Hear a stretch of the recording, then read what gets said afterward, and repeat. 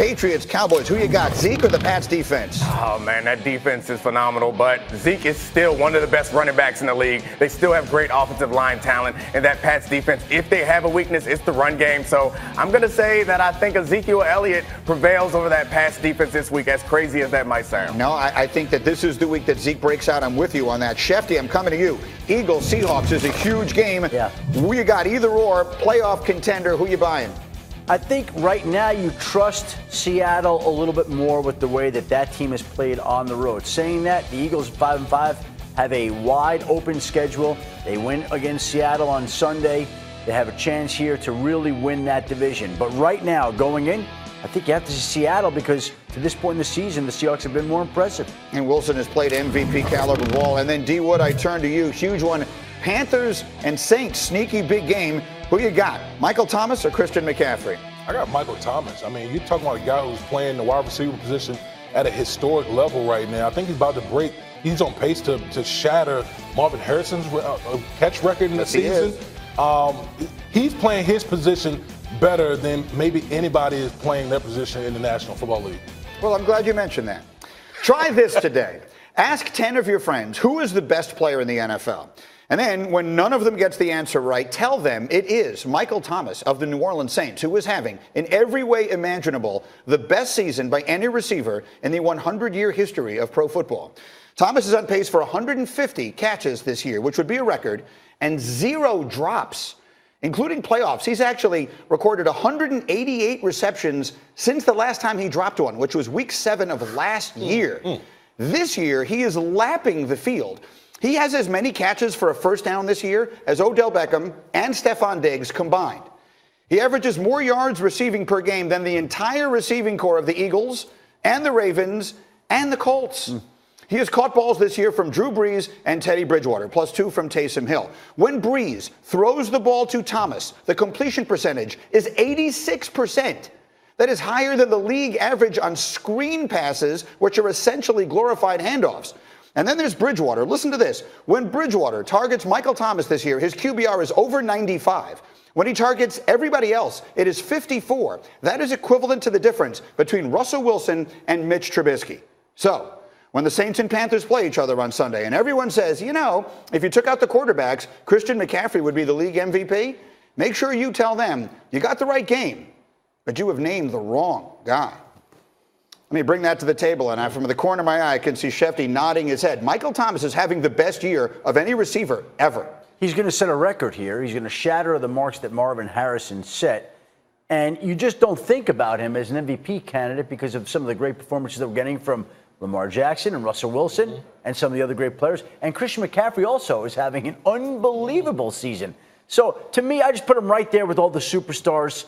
And what he's done is unprecedented at the position.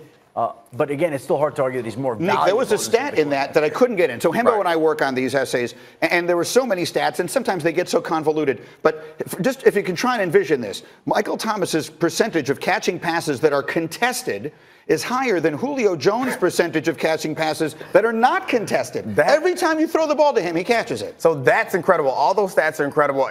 It was surprising to me, frankly, in part because it's so hard to do for anybody in any situation, but it's particularly hard for a guy like this who does not have deep threat speed, and they on a team that doesn't really have a consistent deep threat. Because normally you're going to sit on a guy like this who's not like incredibly quick or incredibly fast. You would sit on him and it'd be the easy person to cover because you're not scared of getting run by. But somehow he still manages to be the best receiver in the league without those advantages. Greeny, I know you're about to set me up, but can I just repeat one thing you just said? Sure.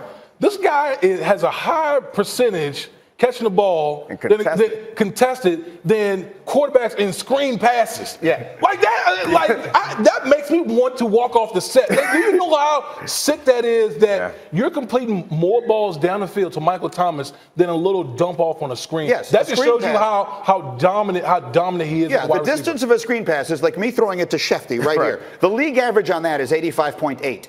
When Drew Brees throws the ball to Michael Thomas, it is complete 86% of the time. It's basically guaranteed. A lot of them are short passes anyway. They're not screen passes, right, but they're little cross passes across the middle. He still does an unbelievable job. What's interesting to me is the guy got paid during the offseason. And sometimes you get paid and you get happy.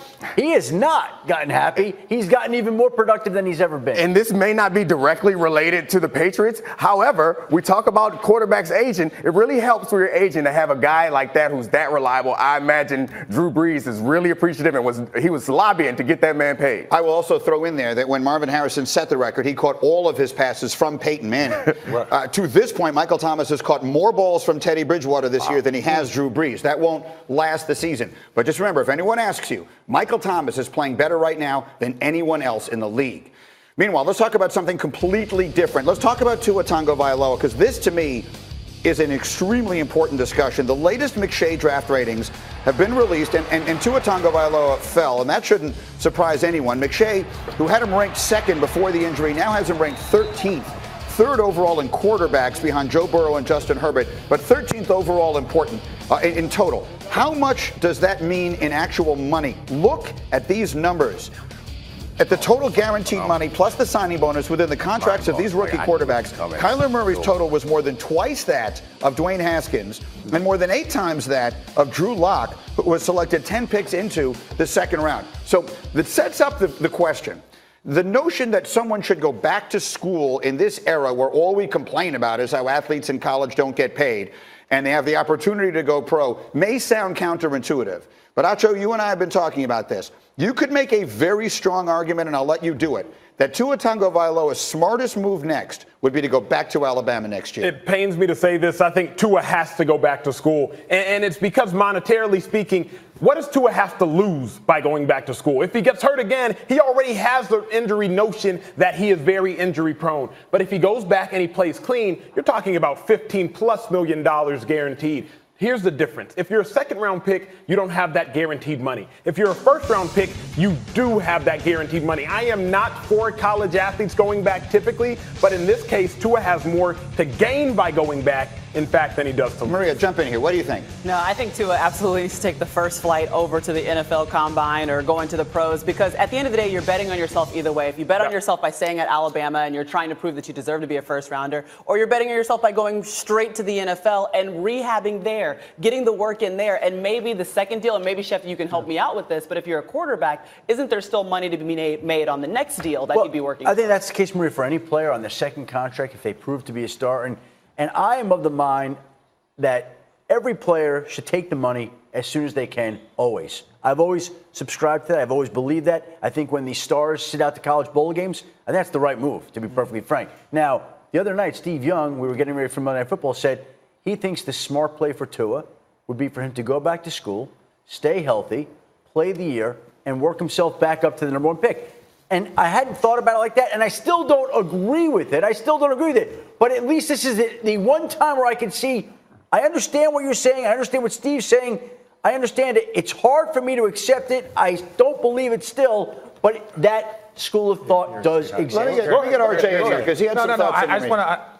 I understand the point that everyone is trying to make about what he can gain from going back to school. But do you believe that he should go back to school? We're not talking about what he could gain and the difference between the first and the 15th pick. Do you believe that he should go back to school? Yes. Yeah. No, you're just doing it to poke with me. No, but I think that this is why. Yes, he has the insurance. Yes, he has all this stuff. But ultimately, if he goes back there, even if he bets on himself, he's going back to bet on himself in a losing situation, right? Yes, he might move up a spot, but he also might move down a spot. There's nothing to say with those injuries. And so the last thing that I'll say about this is, like, if he goes, he can now rehab full time, 100% of the time, have an NFL team that is there to help him strengthen and get better. Can I just say, RJ, too, we've already seen this happen. Nick Bosa did it last year. Mm-hmm. He tore his groin. That wasn't an easy injury to come back from. He had to have a surgery, and he just left the team in the middle of the season, immediately went to rehab. But he still went second. If Tua was going to go second, we wouldn't be having this conversation. My biggest point is this. I've talked to my draft scout friend, Matt Miller, and he said Tua right now is probably falling 15 to 22 spots, RJ. Yeah. 15 to 22 spots. You're talking $13+ million. We just showed you. Yes, you have to go back and at least chance it. Let me get to you in here. I think the one key thing that I got out of what you said was going back to school, you talked about injury, and that's the factor that you're not factoring in here. You go back.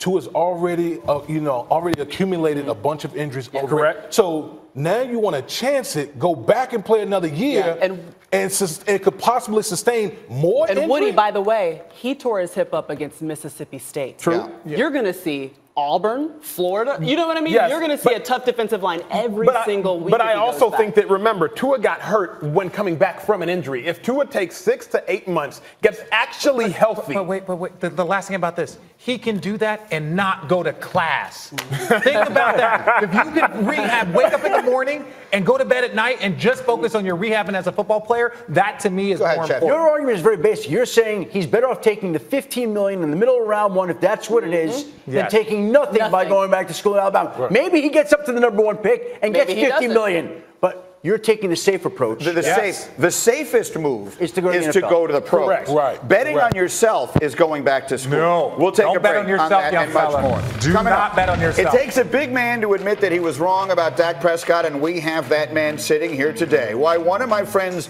could not have been more wrong. The apology is next.